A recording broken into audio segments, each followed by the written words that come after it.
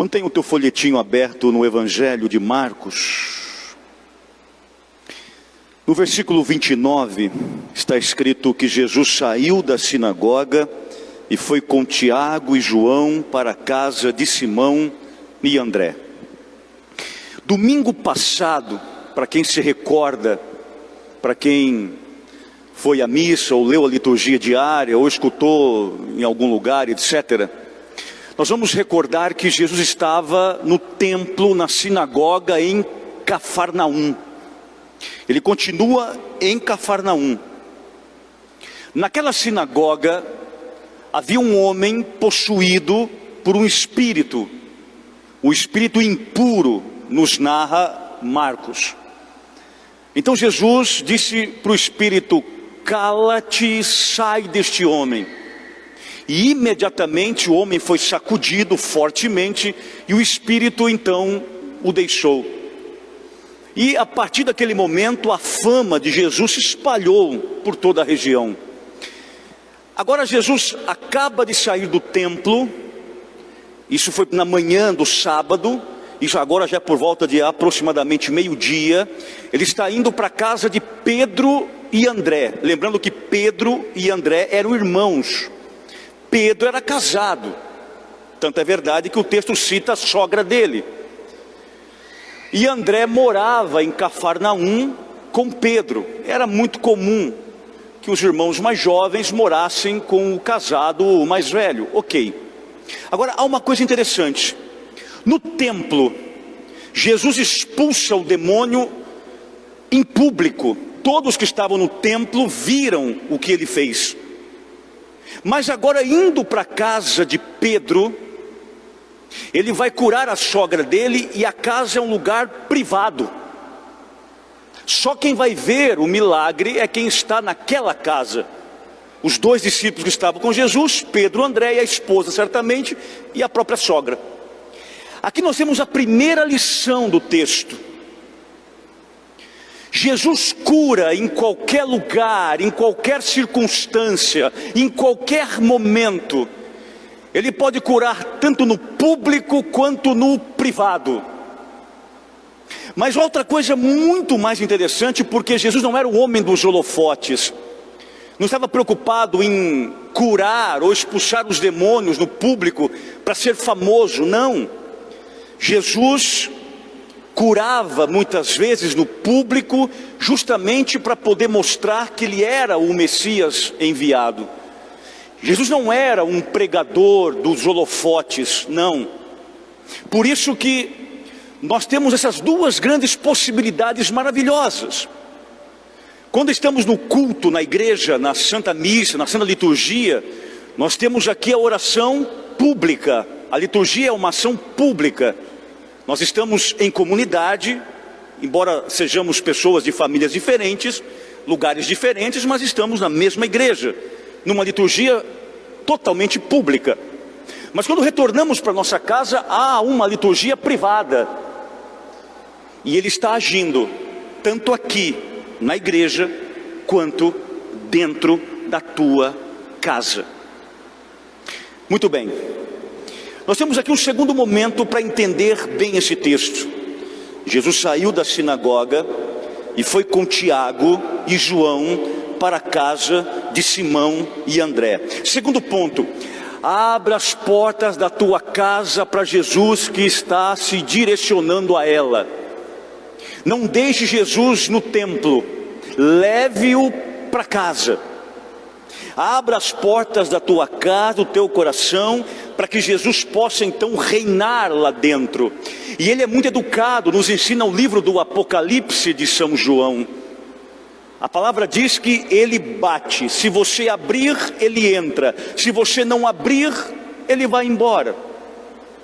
Mas há uma outra coisa importante aqui, onde Jesus chega, o mal sai em retirada. Veja, na sinagoga em Cafarnaum, pela manhã, Jesus entra no templo, tem um homem endemoninhado, Jesus o liberta e o Satanás sai em retirada. Jesus, por volta do meio-dia, deixa o templo, vai à casa de Simão, Pedro e André, onde a sogra está com febre, e Jesus cura aquela mulher. Onde chega Jesus, o mal é dissipado. Coloque Jesus na tua casa, coloque Jesus dentro do teu coração, e eu te garanto, a máxima, que onde está o Cristo, o mal não se apodera. Terceiro ponto ainda do texto. Jesus saiu da sinagoga e foi com Tiago e foi com João para a casa de Simão e de André. 30. A sogra de Simão estava de cama, com febre, e eles logo contaram a Jesus. Eu acho aqui lindíssimo.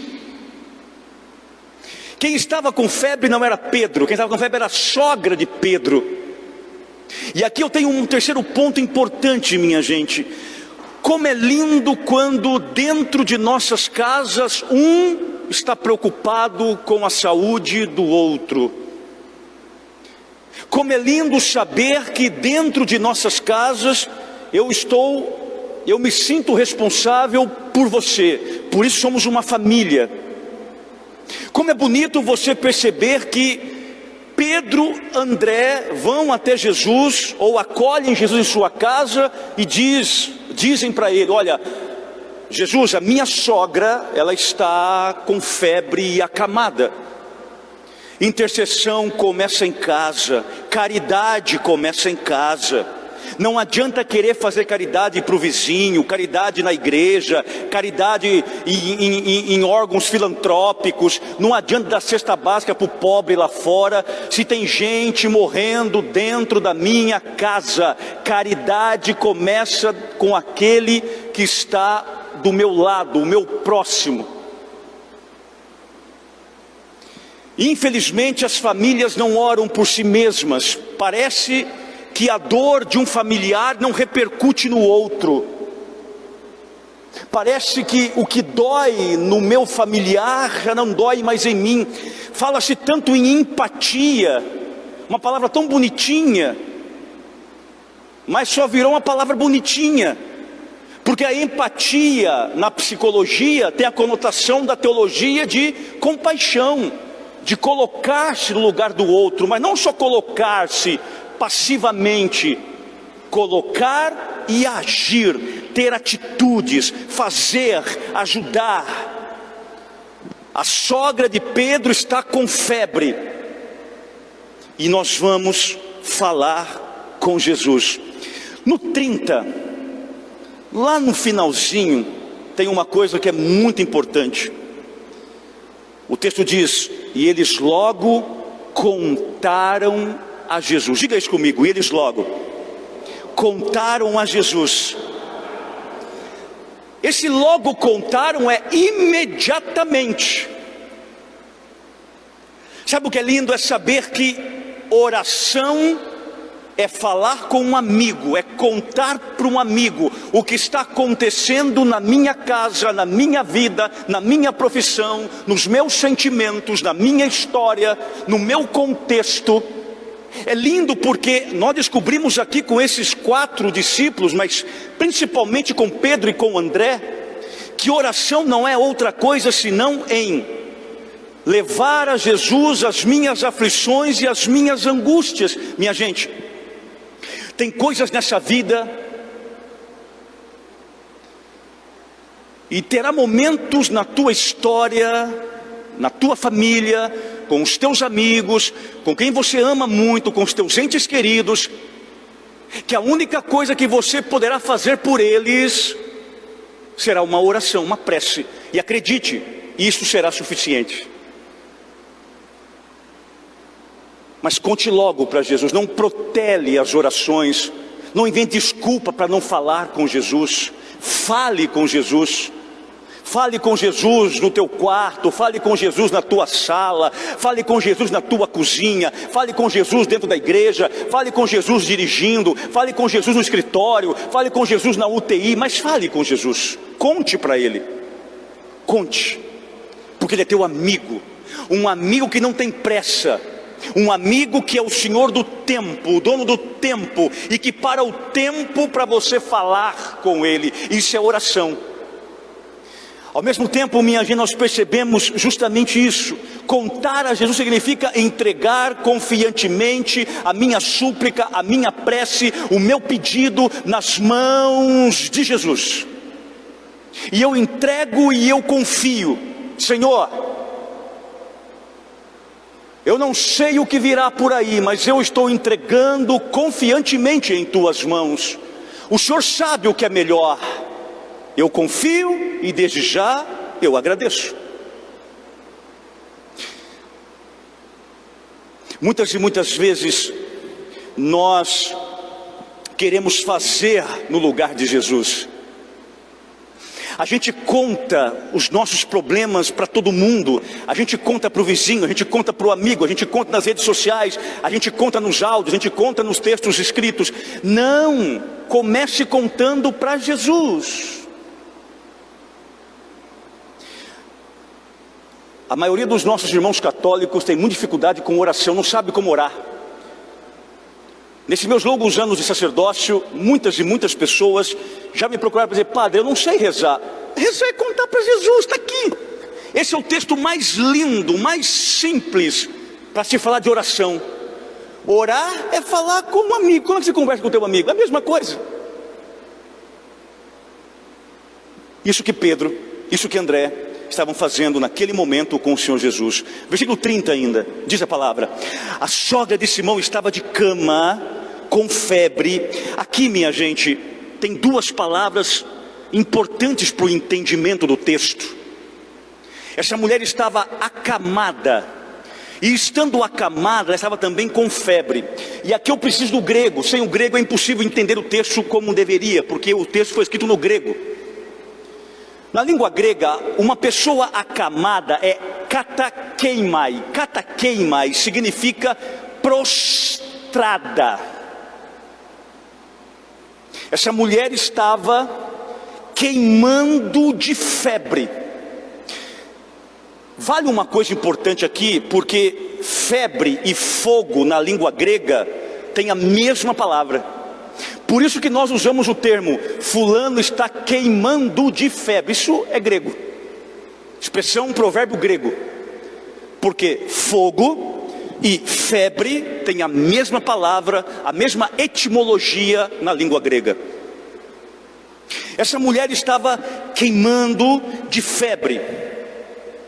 Só que não foi só Marcos, que é o evangelho que você está lendo hoje comigo aqui, que narrou essa história aqui.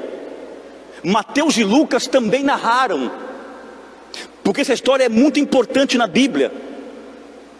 São Mateus, olhando também para esta mulher que estava acamada, estava queimando de febre, ele vai dizer justamente que ela tinha uma febre que ardia. Lucas, o outro evangelista, ele era médico. Então a linguagem de Lucas é uma linguagem mais clínica, mais específica. Então Lucas vai dizer que a sogra de Pedro estava com febre alta. E é lógico que eu fui estudar um pouco e pesquisar isso. Naquela época haviam 3 febres: a febre malta, a febre tifoide e a febre da malária. Jesus estava em Cafarnaum.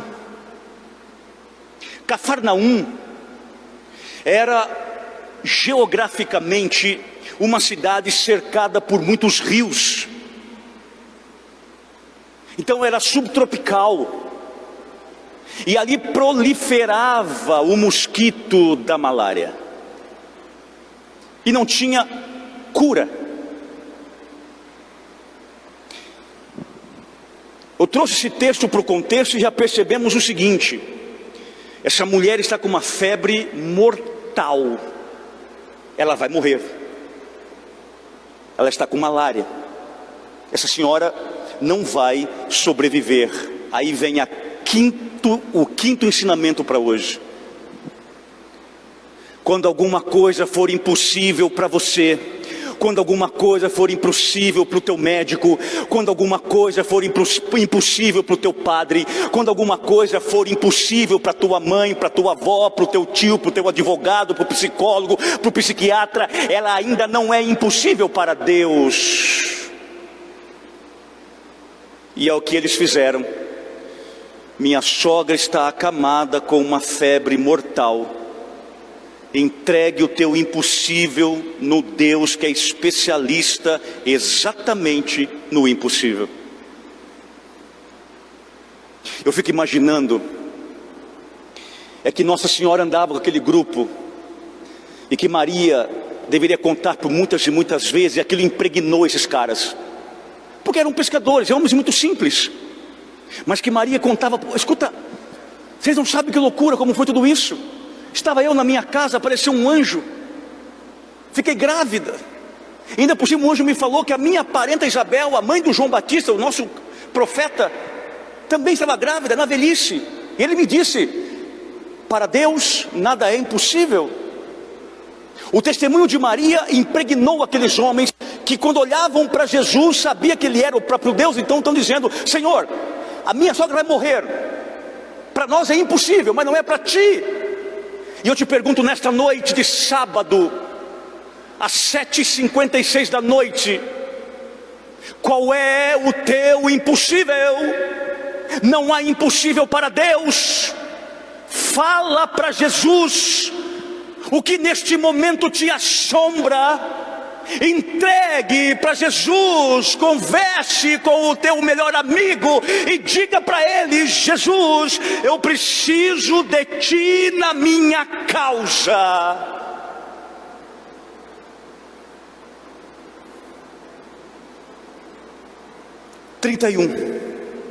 E ele se aproximou, segurou sua mão e ajudou a sogra de Pedro a se levantar. Primeira coisa aqui, o verbo aproximar.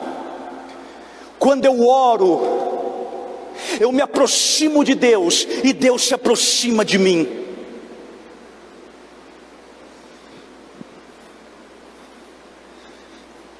A gente mede as coisas por quilômetros, sei lá, por tantas coisas. Como é que você mede a distância entre você e Deus? Deus está a uma oração de você, uma única oração. Quando você começa falando: Senhor, me ajuda, Ele já está do teu lado. Diga-se comigo: eu estou a uma oração do meu Jesus.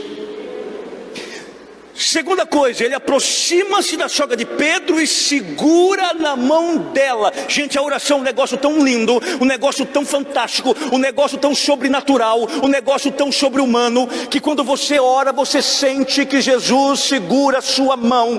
Quando você está passando por uma tempestade, quando você está passando por uma grande tribulação, e você está orando, você sabe que Jesus está segurando na tua mão e dizendo no teu coração: não temas, filho, eu estou contigo, a tempestade vai passar, confia em mim.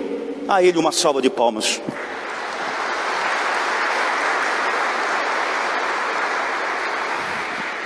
Terceiro ponto,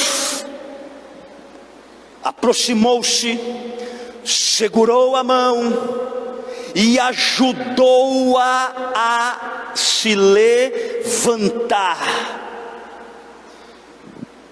Quantas pessoas você conhece? Eu conheço, e muitas, inclusive eu mesmo, já fomos levantados por causa de uma oração. Você sentia que alguma coisa te levantava, você sentia que uma mão que você não via, mas sentia, estava te pondo em pé. É a oração. Sabe o que é lindo? A parceria entre aqueles que pedem e a sogra de Pedro. Aqui o levantar é como se Jesus parasse, estendesse as mãos para ir no ritmo dela e ela segurasse na mão de Pedro, na mão de Jesus, aquelas mãozinhas de idoso, aquelas mãozinhas lindas do idoso, frágeis, finíssimas, e Jesus fosse erguendo aquela mulher. E é assim que Ele quer fazer contigo. Não pare de orar, não pare de confiar. O teu milagre está a uma oração. Essa tempestade que você está passando, tempestade que ninguém está vendo, que você de manhã tem que levantar, se maquiar, pentear o cabelo, passar um belo perfume, colocar um sorriso no rosto, mas que dentro de você é uma tempestade violenta. Calma. O teu Jesus vai te levantar. Agora há uma coisa importante, no versículo 31, diga-se comigo, então a febre desapareceu, imediatamente. Isso aqui não pode passar em vão no texto, não pode. Nós sabemos muito bem que ninguém que teve uma febre, ainda mais uma febre dessa aqui, ficaria em pé imediatamente. Jamais. A recuperação de uma pessoa que teve em estado febril por algum corpo desconhecido que estava no seu corpo é de uma semana, dias e até meses. Quem já teve aqui, por exemplo, esse negócio da dengue, é terrível. Você não fica bem na outra semana de jeito maneira. Essa mulher ficou imediatamente em pé, e o texto diz, já começou a servir. Aqui para dizer uma coisa para mim e para você: o que Deus faz é perfeito.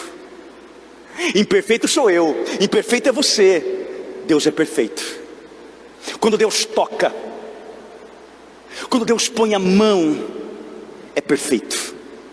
Nada do Senhor nosso Deus vem pela metade. Nada do Senhor nosso Deus é ruim.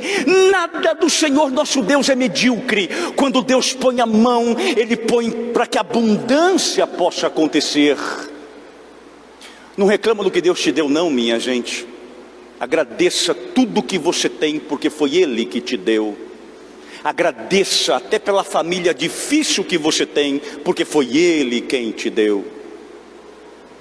Conclusão, e eu termino.